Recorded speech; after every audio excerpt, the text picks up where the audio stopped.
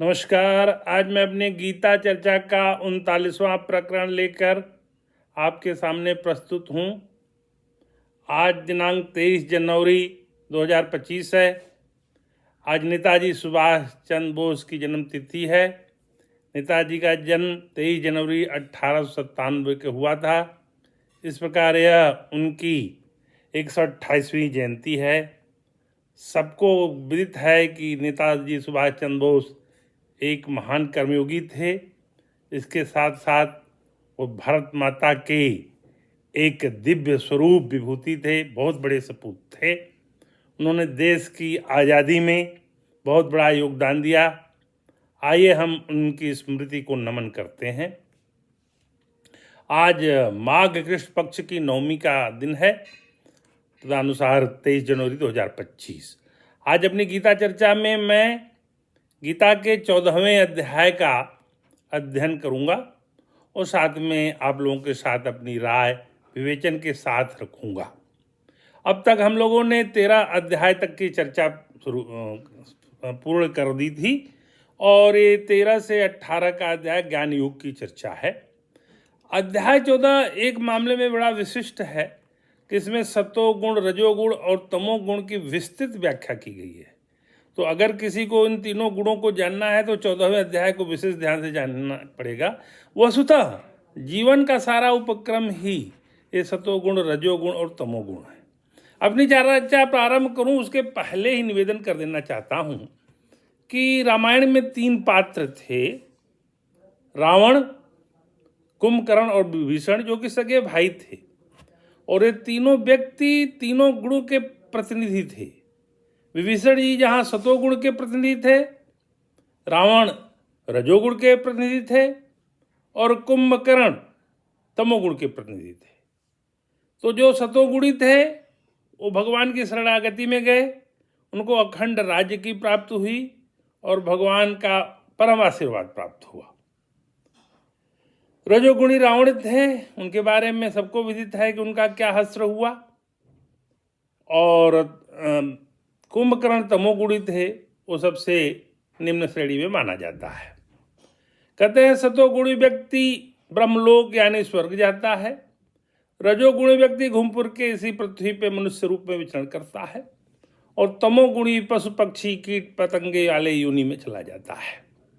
तो जीवन के जो आखिरी विचार होंगे उसी हिसाब से आपके आने वाले जीवन का निर्धारण आपके इन्हीं गुणों के द्वारा होता है। मोक्ष भी सतोगुणों में से कुछ ही लोगों को होता है। और गीता के 7वें अध्याय के 19वें श्लोक में भगवान ने स्पष्ट घोषणा कर दी है कि सबसे अंतिम वाले जन्म में वासुदेव कृष्ण के शरण में जो आता है वही परम धाम को जाता है। तो परम धाम की आकांक्षा करते हुए हम सबको अपना कर्म करना है, लेकिन इतना रजोगुण अगर व्याप्त हो गया है तो उसके वजह से इस दुखालय रूपी जगत में आना जाना बना रहेगा। माया के बारे में 7वें अध्याय के 14वें श्लोक में भगवान ने अर्जुन से कहा है, दैवी हैसा गुणमयी मम माया दुरत्या मामेवे प्रपद्यन्ते माया में तांग तरंति थे। तो ये त्रिगुणी माया है, सतोगुणी, रजोगुणी, तमोगुणी, ये त्रिगुणमयी माया है जिसकी चर्चा की थी। इन्हीं तीनों गुणों की चर्चा इस अध्याय में की गई है।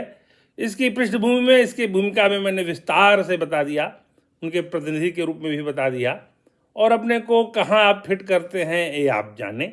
मेरी यह चर्चा गीता द्वारा जीवन प्रबंधन की चर्चा है, जिसमें मैंने गीता के श्लोकों से गीता के मूल मर्म को, जो भी मेरी प्रज्ञा है, मेरी बुद्धि है, जो भी मेरी क्षमता है, जो भी भगवान की दी हुई सरस्वती मेरे पास उपलब्ध है, उसके द्वारा मैं समझने का यत्न करता हूँ। मैं चर्चा अपने हिसाब से, अपने क्षमता अनुसार, अपने ज्ञान के अनुसार करता हूँ और यहाँ स्पष्ट पहले ही कह देना चाहता हूँ कि मैं कोई ज्ञानी नहीं हूँ। ये मेरी अपनी जो भी समझ है उसके अनुरूप है। आपको जो स्वरूप में अच्छा लगे स्वीकार करिएगा, ना अच्छा लगे मत स्वीकार करिएगा। भगवान हुआ आज 14वां पहला श्लोक है, परं भूय प्रवक्ष्यामि ज्ञानानां ज्ञानमुत्तमम् यज्ञात्वा मुनयः सर्वे परां सिद्धि मितो गता। भगवान बोले ज्ञानों में अति उत्तम उस परम ज्ञान को मैं फिर कहूँगा जिसको जानकर सब मुनिजन इस संसार से मुक्त होकर परम सिद्धि को प्राप्त हो गए हैं। भगवान अर्जुन से कहते हैं, मैं ज्ञानों में उस उत्तम ज्ञान को कहूँगा जिसको जान करके मुनिजन परम सिद्धि को प्राप्त हो जाते हैं। इति ज्ञानम पासित्य मम साधर्म्यमागता सर्गे पीनोपजायन्ते प्रलये न व्यथन्ति च। इस ज्ञान को आश्रय करके अर्थात धारण करके मेरे स्वरूप को प्राप्त हुए पुरुष शिष्य के आदि में पुनः उत्पन्न नहीं होते और प्रलय काल में भी व्याकुल नहीं होते। यानी जो इस ज्ञान को प्राप्त कर जाता है वो परम धाम को प्राप्त हो जाता है, चला जाता है और जन्म मरण के बंधन से वो मुक्त हो जाता है। इस दुखालय जगत में उसका आवागमन नहीं होता, पुनर्जन्म न विद्यते। तीसरा श्लोक है 14वें का, मम योनिर्महद् ब्रह्म तस्मिन् गर्भ दधाम्यहं संभव सर्वभूतानां ततो भवति भारत। भारत, अर्जुन को भारत कहते हैं भगवान। हे अर्जुन, मेरी महत ब्रह्म रूप मूल प्रकृति संपूर्ण भूतों की योनि है, अर्थात गर्भाधान का स्थान है। मैं इस योनि में चेतन समुदाय रूप गर्भ को स्थापन करता हूँ। उस जड़ चेतन के संयोग से सब भूतों की उत्पत्ति होती है। सब भूतों की उत्पत्ति, सब जीवों की उत्पत्ति किस प्रकार होती है उसका यहाँ पे स्पष्टीकरण भगवान ने इस तीसरे श्लोक में किया है। आइए बढ़ते हैं चौथे श्लोक में, 14वें अध्याय के।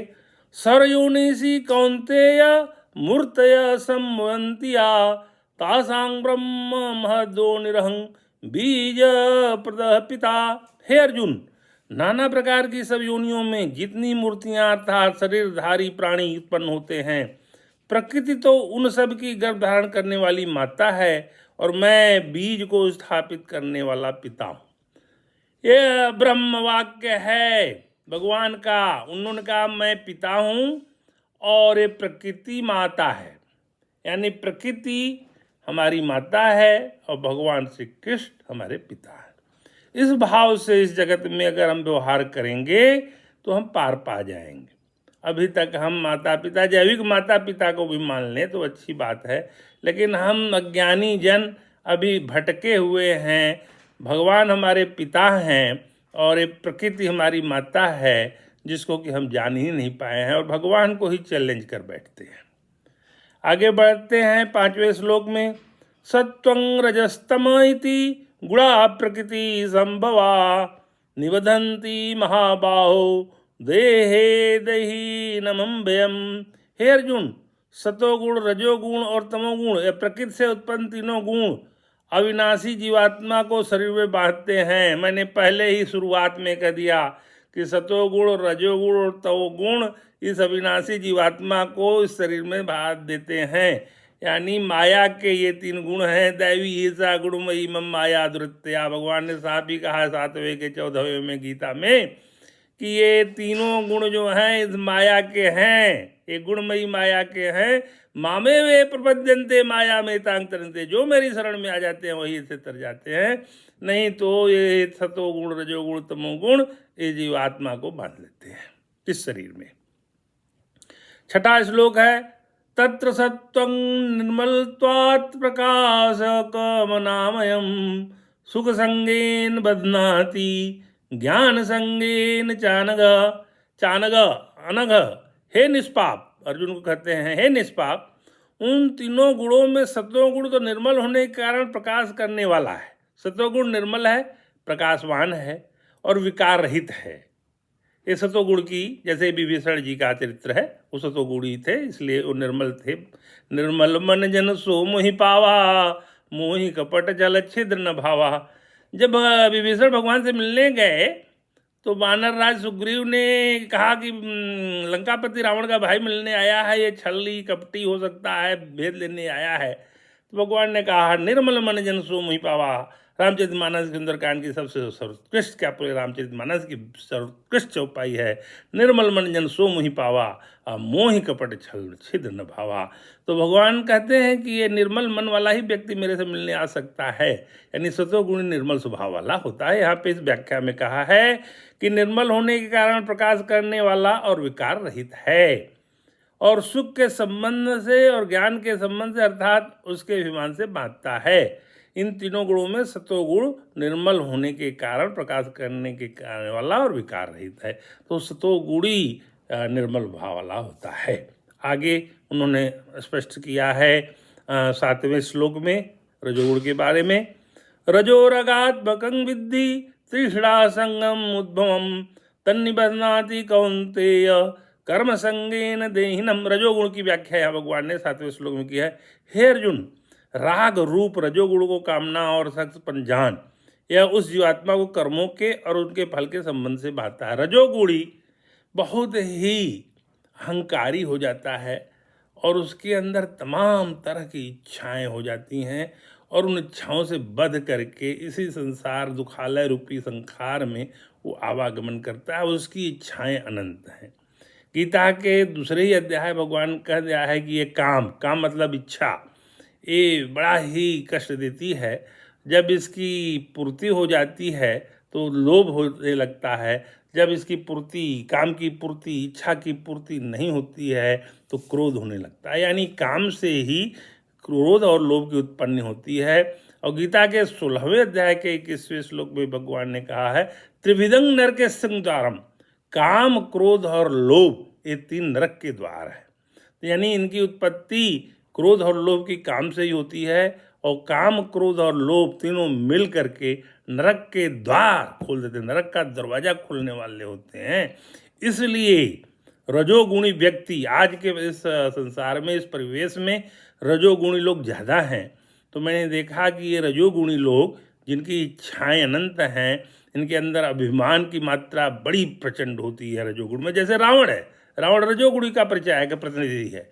तो इनकी इच्छाएं प्रबलतम हैं, इनकी भूख, इच्छाओं की भूख कभी नहीं मिटती है और ये निहायत ही स्वार्थी प्रकृति के हो जाते हैं और इनका भोग करने की वृत्ति अत्यंत विशाल हो जाती है। तो ये रजोगुणी के बारे में भगवान ने इस 7वें श्लोक में 14वें अध्याय के बताया। 8वां अध्याय में उन्होंने तमोगुण के बारे में बताया 14वें अध्याय के 8वें श्लोक में। तमस्त्वज्ञान जंग विद्धि मोहनं सर्वदेहिनां प्रमादालस्य निद्रा भी स्तन बदनाति भारत। तमोगुण के बारे में भगवान यहाँ कहते हैं, हे अर्जुन, सब देहाभिमानियों को मोहित करने वाले तमोगुण को तो अज्ञान से उत्पन्न जाना। यह तमोगुण अज्ञान से उत्पन्न होता है तथा इस जीवात्मा को प्रमाद, आलस्य, निद्रा के द्वारा बांधता है। जो बहुत आलस्य में रहते हैं, बहुत ज़्यादा निद्रा में रहते हैं, जो बहुत ज़्यादा प्रमाद में रहते हैं, जैसे कि कुंभकर्ण, रावण का भाई कुंभकर्ण, वो खा करके सोता रहता था 6 महीने। तो जो ये तमोगुणी होते हैं, प्रमादी होते हैं, आलसी होते हैं, निद्रा के वशीभूत होते हैं, उनको इस अपने जीवन के उद्देश्य के बारे में कुछ पता ही नहीं होता। वो अपने देह के सुख में ही सर्वत्र सुख को मानते हैं। भोजन करना, सोना, निद्रा में रहना, आलस्य करना उनका स्वभाव होता है और वह किसी प्रकार के तत्व चिंतन में उनकी रुचि नहीं होती है, प्रमादी होते हैं इसलिए। और वो बाद में इसी में आया है गीता के चर्चा में 14वें अध्याय के कि बाद में पशु, पक्षी, कीट योनि, पतंग योनि में चले जाते हैं। तो तमोगुण होना सबसे घातक है और इस मानव जीवन में आकर के तमोगुणी व्यवहार से अगर हम पुनः कीट, पतंगे और पशु पक्षी योनि की तरफ जा रहे हैं तो हमारा दुर्भाग्य है। इसलिए कुंभकर्ण को तमोगुणी का परिचायक माना गया, सबसे बड़ा प्रतिनिधि माना गया। 9वें श्लोक में आते हैं, सत्वं सुखे संयति रजः कर्मणि भारत ज्ञानमावृत्य तु तम प्रमादे संजयत्युत। हे अर्जुन, सत्वगुण सुख में लगाता है, रजोगुण कर्म में तथा तमोगुण तो ज्ञान को ढक कर प्रमाद में लगाता है। सतोगुण सुख में लगा देता है, सतोगुण व्यक्ति हमेशा सुख में रहेगा। तमोगुण तो रजोगुण कर्म में, रजोगुणी कर्म करता है। किसी भी तरह का कर्म होगा तो रजोगुणी कर्म करता है, क्योंकि उसको बहुत सारी आकांक्षाएं होती हैं, उसकी इच्छाएं अनंत होती हैं, उसको विषयों का संग में उसको बहुत रुचि रहती है, तो कर्म में लगाता है। और तमोगुण तो ज्ञान को ढक देने वाला होता है, प्रमादी हो जाता है, आलसी हो जाता है, सोता रहता है, खाता रहता है, मदिरापान करता रहता है, वो देह के सुख में ही लगा रहता है, तो वो तमोगुणी होता है। 10वां श्लोक है, रजतस्मश्चा विभूय सत्वं भवति भारत रजः सत्वं तमश्चैव तमः सत्वं रजस्तथा। भगवान इस श्लोक में कहते हैं 10वें में, हे अर्जुन, रजोगुण और तमोगुण को दबाकर सत्वगुण, सत्वगुण और तमोगुण को दबाकर रजोगुण, वैसे ही सत्वगुण और रजोगुण तमोगुण होता है, अर्थात बढ़ता है। एक दूसरे गुण को दबा के ये आगे बढ़ना चाहते हैं, तो सतोगुण जो होता है रजोगुण तमोगुण को दबा देता है। उसी तरह से सतोगुण तमोगुण को रजोगुण दबा देता है। उसी तरह से सतोगुण रजोगुण को तमोगुण बढ़ा देता है। तो मतलब तीनों गुण में एक गुण जो आगे बढ़ता है वो दूसरे दो गुणों को दबा देता है। तो सतोगुणी को रजोगुणी और तमोगुण को दबा देना चाहिए और उसके ऊपर सतोगुण की वरीयता रखनी चाहिए, क्योंकि जो रजोगुण होगा वो सतोगुण तमोगुण को दबा देगा और जो तमोगुण होगा वो सतोगुण को और रजोगुण को दबा देगा। यानी 3 गुण में से एक गुण जो आगे जाएगा बाकी के 2 गुणों को दबा देगा। यह गीता के 14वें अध्याय के 10वें श्लोक में साफ साफ भगवान की वाणी से लिखा हुआ है। आगे 11वां श्लोक में बढ़ते हैं। सर्वद्वारेषु देहस्मिन् मन प्रकाश उपजायते ज्ञानं यदा तदा विद्यादि वृद्धं सत्वमित्युत। जिस समय इस देश में तथा अंतःकरण और इंद्रियों में चेतनता और वेग शक्ति उत्पन्न होती है, उस समय ऐसा जानना चाहिए कि सत्वगुण बढ़ा हुआ है। भगवान ने साफ साफ कहा है कि जब इस शरीर में अंतःकरण और इंद्रियों में चेतनता और वेग शक्ति उत्पन्न होती है, यानी आप विवेक में रहें और आपकी विवेक शक्ति जागृत हो, इंद्रियों में चेतनता हो, तो समझ जाइए कि आप इसमें शरीर सत्वगुण बढ़ा हुआ है आपका। जैसे आप गीता का ज्ञान कर रहे हैं, श्रीमद् भागवत पुराण पढ़ रहे हैं, उपनिषद पढ़ रहे हैं, रामचरितमानस पढ़ रहे हैं और अच्छी बातें कर रहे हैं, मानवता की बातें कर रहे हैं, परोपकार की बातें कर रहे हैं, तो ये समझ लीजिए कि आपका सत्वगुण बढ़ा हुआ है। उन्होंने तमाम तरह के इंडिकेशन भी दिए हैं, भगवान द्वारा दिए गए हैं कि कैसे महसूस होगा कि किसका कौन सा गुण बढ़ा हुआ है।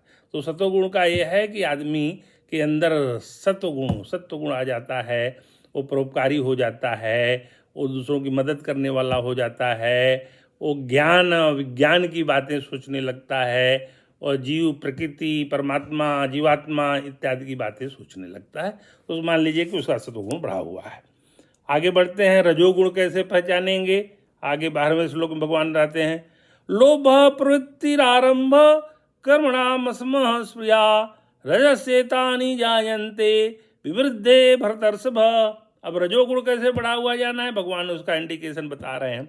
हे अर्जुन, रजोगुण के बढ़ने पर लोभ, प्रवृत्ति, स्वार्थ बुद्धि से, कर्मों का सकाम भाव से आरंभ, अशांति और विषय भोगों की लालसा है सब उत्पन्न। रजोगुणों की क्या पहचान है? वो लोभी होता है। कहते हैं ना, काम की पूर्ति होगी तो लोभी होता है, लोभ की प्रवृत्ति होती है। स्वार्थ बुद्धि से सारे कर्म करेगा, उसका जितने कर्म होंगे अपने स्वार्थ के लिए, निस्वार्थ नहीं करेगा, दूसरे का स्वार्थ नहीं। हमेशा अपना लोभी व्यक्ति होता है और अपने स्वार्थ की बात करता है। जो भी काम करेगा उसमें सकाम भाव, यानी उसमें मेरा क्या फायदा होगा। वो जब भी किसी की मदद भी करेगा तो सोचेगा इसमें मेरा क्या फायदा होगा, यह उसकी बुद्धि में आएगा। और भाव से आरंभ, अशांति और विषय भोगों की लालसा, और बहुत अशांत होगा और उसके मन में तमाम तरह के विषयों को भोग करने की लालसा होती है। आज के समाज में, आज के इस परिवेश में, आज के इस कलयुग में, इस 21वीं शताब्दी में रजोगुणी व्यक्तियों की बहुतायत, सर्व तरह रजोगुणी बिखरे पड़े हुए हैं। सतोगुणी बहुत कम है, रजोगुणी और फिर उसके बाद तमोगुणी ज़्यादा है। नहीं, मेरे अपने अनुभव में आया है।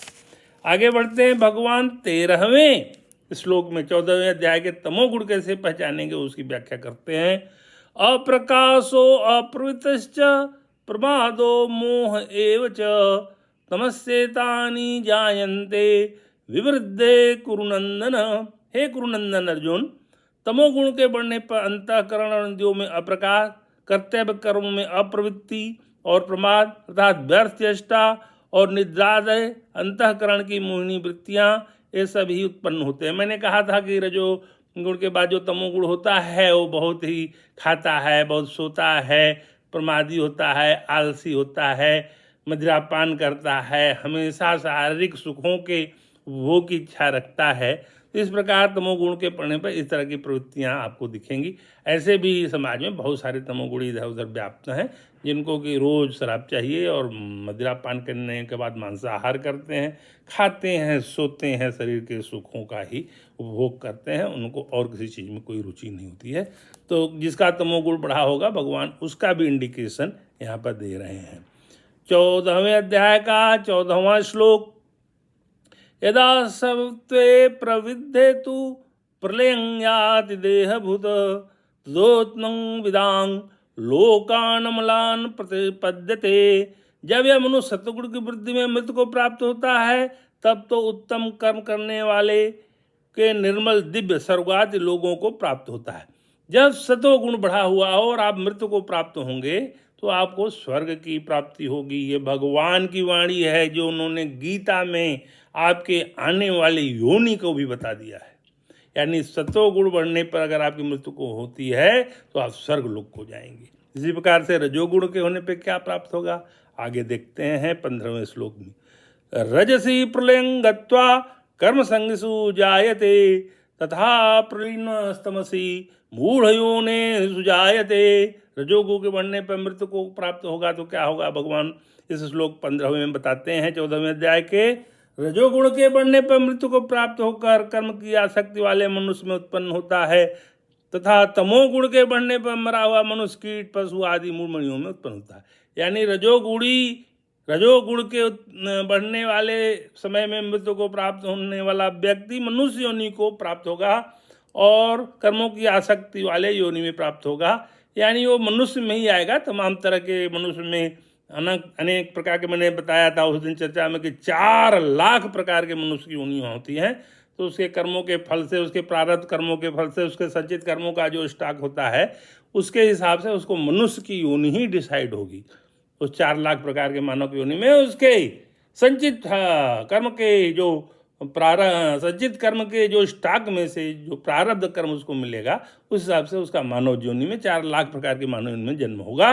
और तमोगुणी प्रवृत्ति के बढ़े होने पर मृत्यु को प्राप्त होने वाला व्यक्ति कीट पशु आदि मूढ़ योनि में उत्पन्न होता है। ये मैं नहीं कह रहा हूँ, भगवान की वाणी गीता में 14वें अध्याय के 15वें श्लोक में लिखा हुआ है। यानी सतोगुण व्यक्ति स्वर्गलोक को जाएगा, रजोगुण से बढ़ा मनुष्य योनि में ही जाएगा। लेकिन 4 लाख प्रकार की मनुष्य की योनियाँ होती हैं, उसमें उसके संचित कर्म के हिसाब से उसको प्रारब्ध कर्म मिलेगा, उस योनि में हो जाएगा। और तमोगुणी बड़े होने पर मनुष्य कीट पतंगे पशु योनि में जाएगा। ये भगवान ने गीता के 14वें अध्याय के 15वें श्लोक में सबकी योनि भी निर्धारित कर दी है कि मरने पर कौन सी योनि में जाएगा, किस प्रवृत्ति का आदमी सतोगुणी होगा, किस प्रवृत्ति का आदमी रजोगुणी होगा, किस योनि का आदमी तमोगुणी होगा। तमोगुणी आदमी किस योनि में जाएगा, सतोगुणी यानी किस योनि में जाएगा, रजोगुणी यानी किस योनि में जाएगा। भगवान ने गीता के 14वें अध्याय के 15वें श्लोक में सबकी व्याख्या कर दी है। मैंने अपनी व्याख्या में बताया कि विभीषण सतोगुणी थे, रावण रजोगुणी थे, कुंभकर्ण तमोगुणी थे। एक ही परिवार के एक ही 3 भाई रामायण के पात्र सब इसी तरह से होते हैं। तो आइए देखते हैं। अनन्या हि चिंतो माहे जना पर्युपासते तेषां नित्याभियुक्तानां योगक्षेमं। गीता 9:22।